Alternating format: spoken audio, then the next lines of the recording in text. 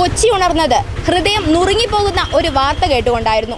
ശുചിമുറിയിൽ പ്രസവിച്ച ശേഷം അമ്മ ഫ്ളാറ്റിന്റെ മുകളിൽ നിന്നും കുഞ്ഞിനെ താഴേക്കെറിഞ്ഞു കൊന്നു എന്ന വാർത്ത.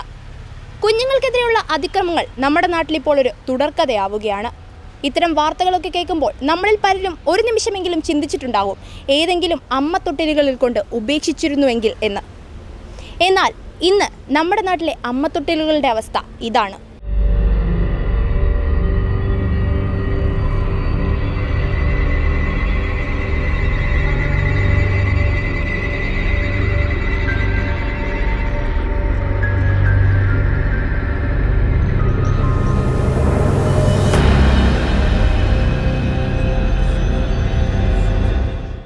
നിലവിൽ ഇങ്ങനത്തെ സ്ഥാപനങ്ങൾ ഓപ്പൺ ആണെങ്കിൽ ഇന്നത്തെ കാലഘട്ടത്തിൽ നമ്മൾ കണ്ടുകൊണ്ടിരിക്കും. ഇപ്പോൾ ലേറ്റസ്റ്റ് ഒരു ന്യൂസ് നമ്മൾ കണ്ടിരുന്നു. എന്താ പറയുക, ശുചിമുറിയിൽ പ്രസവിച്ചു, അതിന് തൊട്ട് മുന്നത്തെ ഡേ ഒരു കുട്ടിയെ ഒരു ഫ്ലാറ്റിൽ നിന്ന് വലിച്ചെറിഞ്ഞ്, ശുചിമുറിയിൽ പ്രസവിച്ചിട്ട് വലിച്ചെറിഞ്ഞു. ഇതൊരു പക്ഷേ കൂടെയുള്ള എന്താ പറയുക, അവരുടെ കൂടെയുള്ള സബ് കണ്ടതുകൊണ്ടായിരിക്കാം ചിലപ്പോൾ രക്ഷപ്പെട്ടത്. മറ്റേത് കാണാത്തതുകൊണ്ടാണ് വലിച്ചെറിഞ്ഞത്. അപ്പോൾ ഇതുപോലുള്ള അമ്മത്തൊട്ടിൽ അതുപോലുള്ള ഇതൊക്കെ ഉണ്ടെങ്കിൽ കാര്യം അവർ ചെയ്ത് വലിയ തെറ്റാണ്.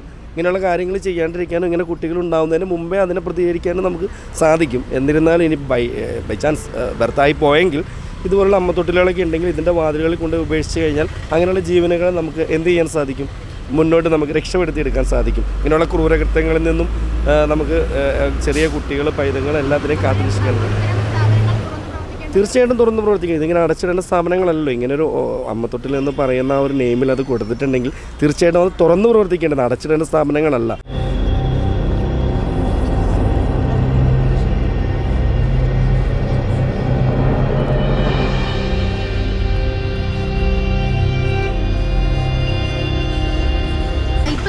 വാർത്തകളൊക്കെ കേൾക്കുന്നത്. അപ്പം ഇങ്ങനെയുള്ള സ്ഥാപനങ്ങൾ അടഞ്ഞു കിടക്കേണ്ടതല്ലോ, തുറന്ന് പ്രവർത്തിക്കണം. അപ്പം നമുക്ക് ഒന്ന് കൂടിപ്പോയി 1-2 ജീവനെങ്കിലും തീർച്ചയായിട്ടും ഇതൊരു വലിയ വിശാല വീക്ഷണത്തോടു കൂടിയല്ലേ ഇതൊക്കെ സ്ഥാപിച്ചിട്ടുള്ളത് ഗവൺമെൻറ്.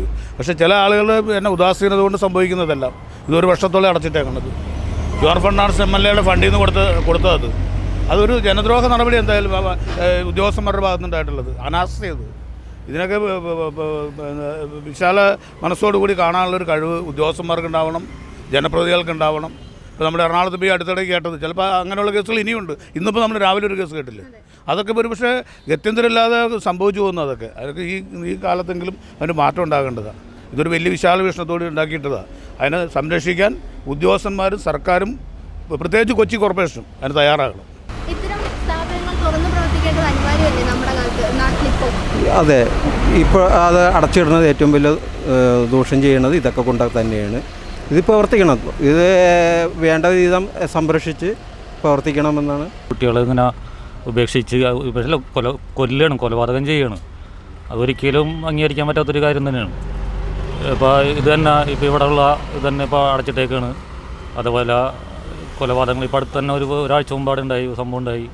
ഫ്ലാറ്റിൻ്റെ മുകളിൽ നിന്ന് 2 ദിവസം ഉണ്ടായി. ഫ്ലാറ്റിൻ്റെ മുകളിൽ നിന്ന് എന്താ വേസ്റ്റ് വലിച്ചെറിയുന്നവരാണ് ഒരു കുട്ടീനെ വലിച്ചെറിഞ്ഞ് കൊലപ്പെടുത്തിയത്. അത് സങ്കടകരമായിട്ടുള്ള കാര്യങ്ങളാണ് കേരളത്തിൽ നടന്നുകൊണ്ടിരിക്കുന്നത്. അതന്നെ തീർച്ചയായിട്ടും തുറന്ന് പ്രവർത്തിക്കേണ്ട അത്യാവശ്യമാണ്. അത് ഒരുപാട് ജീവനുകൾ, കുഞ്ഞുങ്ങളുടെ ജീവൻ. ഇപ്പോൾ അടുത്ത് ബാലാവകാശ കമ്മീഷനൊക്കെ ഇങ്ങനെ ഒരു സംഭവങ്ങൾ തന്നെ പറയുന്നുണ്ട്. അത് ഒരുപാട് സംഭവങ്ങളുണ്ട്. കുഞ്ഞിനെ കൊല്ലരുത് ഇങ്ങനത്തുള്ള സ്ഥാപനങ്ങളുണ്ടെന്ന് പറയുന്നുണ്ട്. പക്ഷേ അതുപോലെ തന്നെ ഇതുപോലെ തടഞ്ഞും കിടക്കുന്നുണ്ട്. അപ്പോൾ അത് ശ്രദ്ധിക്കേണ്ട കാര്യങ്ങൾ, സർക്കാർ അത് ശ്രദ്ധിക്കേണ്ട കാര്യങ്ങൾ.